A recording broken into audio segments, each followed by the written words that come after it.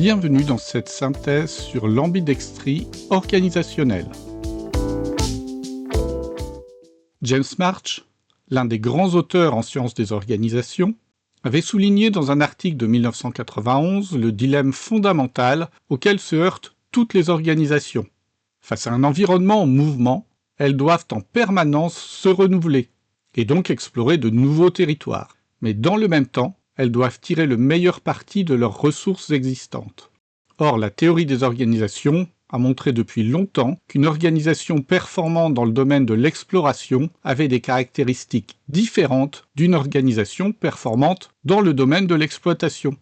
Plusieurs chercheurs se sont emparés de cette question.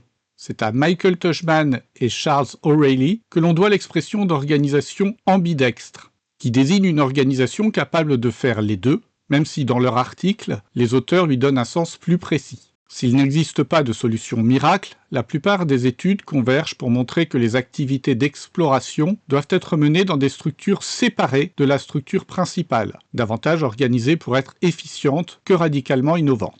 Mais la difficulté est alors d'organiser les synergies entre les structures exploratrices et la structure principale. On distingue en général entre trois niveaux d'ambidextrie qui peuvent tout à fait se combiner.